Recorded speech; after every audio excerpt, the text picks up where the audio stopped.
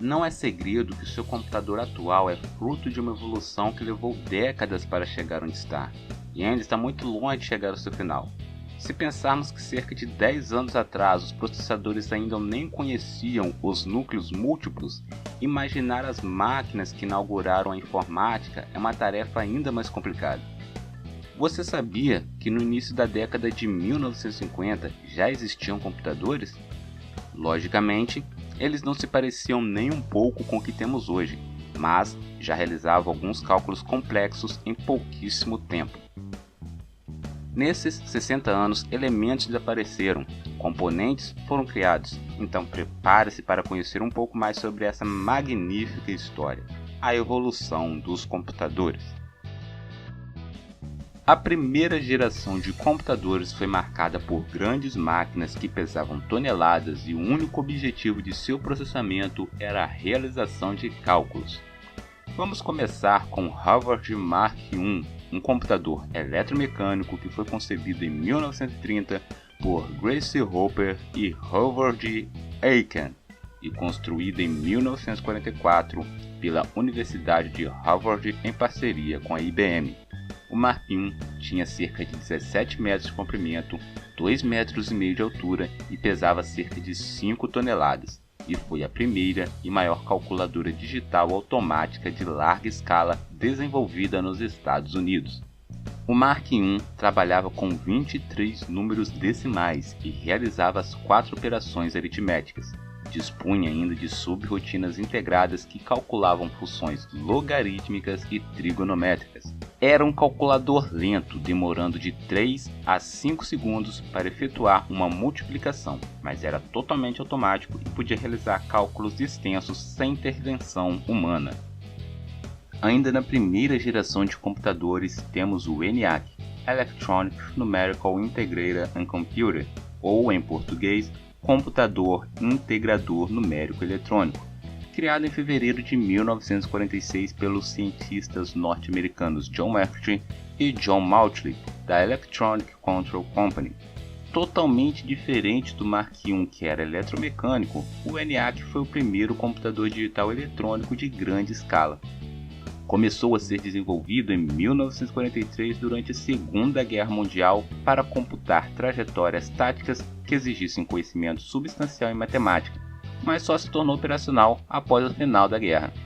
Sua capacidade de processamento era de fazer 5.000 operações de edição por segundo, tinha 17.468 válvulas, ocupava uma área de 180 metros quadrados e consumia 200.000 watts de energia e pesava cerca de 30 toneladas. Na época, seu custo foi mais ou menos de $500.000, o equivale a aproximadamente 6 milhões de dólares nos dias de hoje. Com o ENIAC, complexos cálculos de balísticas passaram a realizar-se em alucinantes 30 segundos, quando com as calculadoras manuais que até aí se usavam, levavam 12 horas para se obter o mesmo resultado. Segunda geração, o começo da evolução.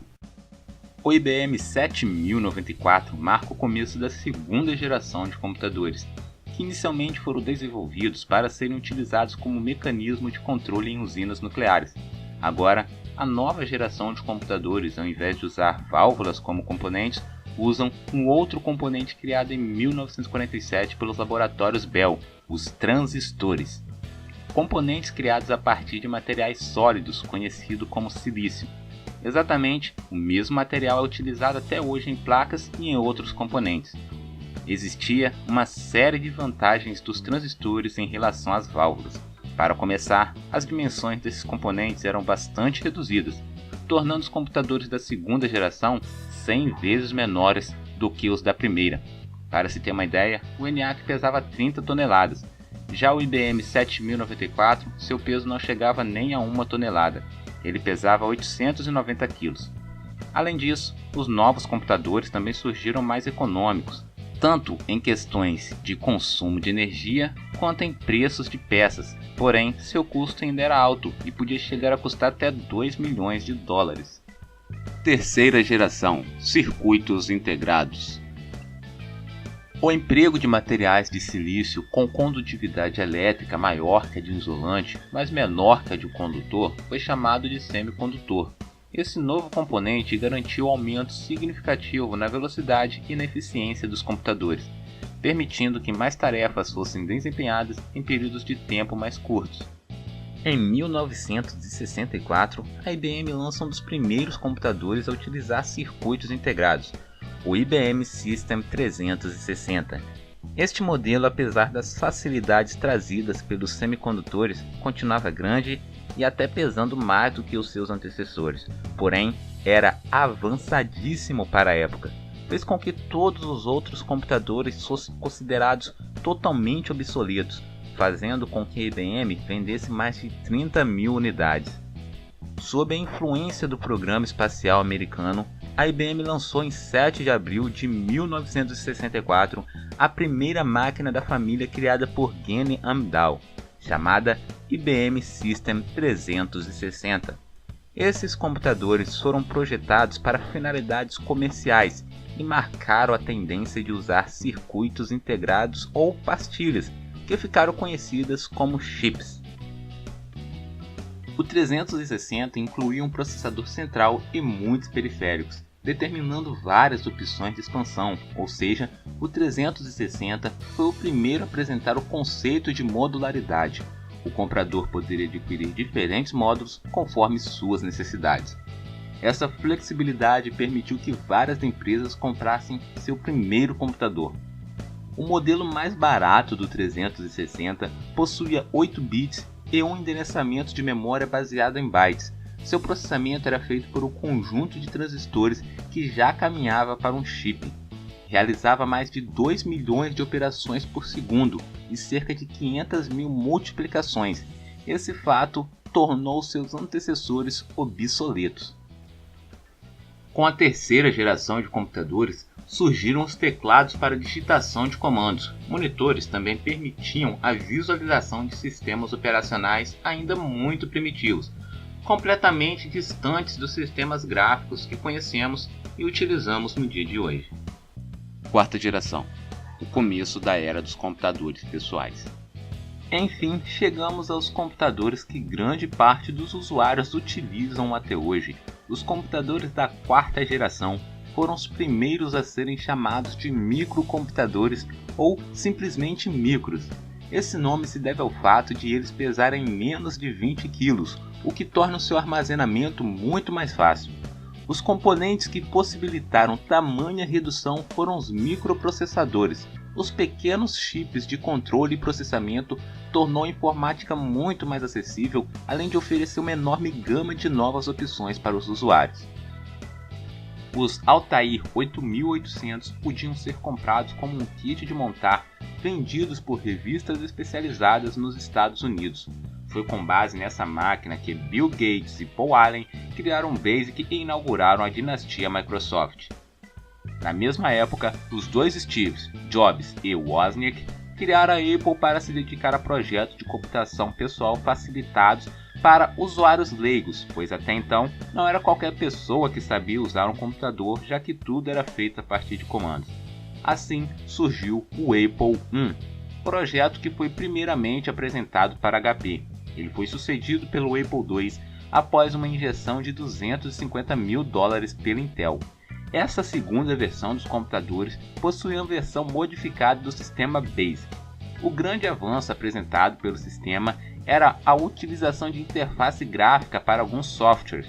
Também era possível utilizar processadores de texto, planilhas eletrônicas e bancos de dados. A mesma Apple foi responsável pela inauguração dos mouses na computação pessoal, juntamente com os sistemas operacionais gráficos como o Macintosh. Pouco tempo depois, a Microsoft lançou a primeira versão do Windows, bastante parecida com o sistema da rival. Ciclos passaram a ser clocks. Até a terceira geração dos computadores, o tempo de resposta das máquinas era medido em ciclos, ou seja, media-se um número de ações em curtos períodos de tempo para que fosse possível saber qual fração de segundo era utilizada para elas. Com os microprocessadores, já não era viável medir as capacidades dessa forma. Por isso, surgiram as medidas por clocks. Esta definição calcula o número de ciclos de processamento que podem ser realizados em apenas 1 segundo. Por exemplo, 1 MHz significa que em apenas 1 segundo é possível que o chip realize 1 milhão de ciclos. Quinta geração, múltiplos núcleos. Ainda estamos em transição de uma fase em que os processadores tentavam alcançar clocks cada vez mais altos para uma fase em que o que importa mesmo é como esses clocks podem ser melhor aproveitados. Deixou de ser necessário atingir velocidades de processamento superiores aos 2 GHz, mas passou a ser obrigatório que cada chip possua mais de um núcleo com essas frequências. Começou a chegar ao mercado os processadores que simulavam a existência de 2 núcleos de processamento. Depois chegou os que realmente apresentavam 2 deles. Hoje há processadores com 4 núcleos e outros utilizados por servidores que já oferecem 8. Com tanta potência executando tarefas simultâneas, surgiu uma nova necessidade, pois quanto mais tarefas são executadas por um computador, mais energia é consumida. Para combater este problema, as empresas fabricantes de chips passaram a pesquisar formas de reduzir o consumo sem diminuir as capacidades de seus componentes. Foi então que nasceu o conceito de processamento verde. Processadores Intel Core Xande Bridge eram fabricados com a microarquitetura reduzida, fazendo com que os clocks sejam mais curtos e menos energia elétrica seja gasta. Ao mesmo tempo, esses processos são mais eficazes. Logo, a realização de tarefas com este tipo de componente é boa para o usuário e também para o meio ambiente. Vale dizer que isso também se aplica a Ivy Bridge, Skylake e todas as outras famílias. Outro elemento envolvido nessas conceituações é o processo de montagem. As fabricantes buscam incessantemente formas de reduzir o impacto ambiental de suas indústrias. Os notebooks, por exemplo, estão sendo criados com telas de LED, muito menos nocivos à natureza do que as de LCDs comuns. Como seria a 6ª geração de computadores? Há quem diga que a 6ª geração de computadores se dará por meio da inteligência artificial. Outros discordam, dizendo que robôs não fazem parte dessa denominação. E há quem diga que computadores de 6ª geração seriam os computadores que utilizam supercondutores como matéria-prima para seus processadores. Utilizando da supercondutividade, esses processadores não perderiam eletricidade para o calor devido à resistência, ganhando assim performance e economizando energia.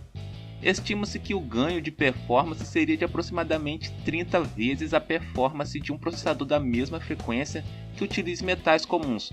Porém, atualmente, nenhum material trabalha em condições ambientes comuns como supercondutor, impossibilitando seu uso comercial. O fato é que não podemos negar que o homem vem incessantemente trabalhando para cada vez mais melhorar suas máquinas. Quem imaginaria 60 anos atrás que um computador com tamanha capacidade de processamento poderia caber na palma de uma mão? Ou hoje em dia, quem poderia imaginar que há 60 anos um computador podia pesar até 30 toneladas e não tinha nem metade da capacidade de processamento de um smartphone? E você, como acha que serão as próximas gerações de computadores? Meu nome é Manuel e você acabou de assistir a mais um vídeo do canal PCMark. Espero que tenha gostado. Se gostou, deixe seu like, compartilhe com seus amigos e comente como você acha que serão as próximas gerações de computadores. Eu fico por aqui e te vejo no próximo vídeo. Até mais, tchau!